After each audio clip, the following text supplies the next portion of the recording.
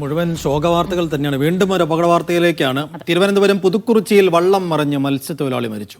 പുതുക്കുറിച്ചി സ്വദേശി കുമാറാണ് മരിച്ചത്. മത്സ്യബന്ധനത്തിന് പോകവേ വള്ളം മറിയുകയായിരുന്നു.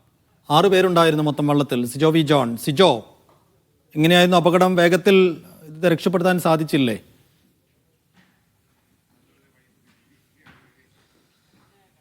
വേഗത്തിൽ രക്ഷപ്പെടുത്താൻ സാധിച്ചു. പക്ഷേ ആശുപത്രിയിലേക്ക് കൊണ്ടുപോകുന്ന വഴി കുമാറിന്റെ മരണം സംഭവിക്കുകയായിരുന്നു. ഇപ്പോൾ കുമാറിന്റെ മൃതദേഹം തിരുവനന്തപുരം മെഡിക്കൽ കോളേജിലാണ് ഉള്ളത്. രാവിലെ 6 മണിയോടെയാണ് അപകടം ഉണ്ടാകുന്നത്. ഈ തുടർച്ചയായി അപകടം സംഭവിക്കുന്ന സ്ഥലമാണ് മുതലപ്പൊഴി. ആ മുതലപ്പൊഴിയോട് ചേർന്നുള്ള പ്രദേശം തന്നെയാണ് പുതുക്കുറിച്ചി. അവിടെയാണ് ഇപ്പോൾ അപകടം സംഭവിച്ചിരിക്കുന്നത് എന്നുള്ളതാണ് മനസ്സിലാക്കാൻ സാധിക്കുന്നത്. രാവിലെ മത്സ്യബന്ധനത്തിന് പോവുകയായിരുന്നു. കടലിലോട്ട് പോകുന്ന വഴിയാണ് അപകടം സംഭവിക്കുന്നത്. ശക്തമായ തിരയിൽപ്പെട്ട് വള്ളം മറിയുകയായിരുന്നു. അതിനടിയിലായി പോയെന്നാണ് മനസ്സിലാക്കുന്നത്. കൂടെ ഉണ്ടായിരുന്ന ബാക്കി 5 പേർ ചേർന്ന് ഇയാളെ ഉടൻ തന്നെ പുറത്തെത്തിച്ചിരുന്നുവെങ്കിലും ആശുപത്രിയിൽ എത്തിക്കുന്നതിന് മുമ്പ് മരണം സംഭവിക്കുകയായിരുന്നു. എന്തായാലും കൂടുതൽ ആശങ്കപ്പെടുത്തുന്ന ഒരു പുതിയ വാർത്തകൾ കൂടിയാണ് വരുന്നത്. കാരണം തുടർച്ചയായ ദിവസങ്ങളിലൊക്കെ നമ്മൾ മുതലപ്പൊഴിയിൽ നിന്നാണ് മരണം സംഭവിച്ച് കേട്ടിരുന്നത്. ഇപ്പോൾ ആ സമീപ പ്രദേശങ്ങളിലേക്ക് കൂടി ഇത്തരത്തിൽ അപകടങ്ങൾ ഉണ്ടാകുന്നു എന്നുള്ളതാണ് ഏറ്റവും പ്രധാനപ്പെട്ട കാര്യം.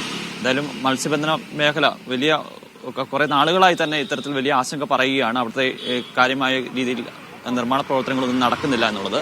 അതിലൊരു അവസാനത്തെ ഒരു ഇര കൂടി ആയി കുമാർ മാറുകയാണ് എന്നുള്ളതാണ് നമ്മൾ സംശയിക്കപ്പെടേണ്ടത്.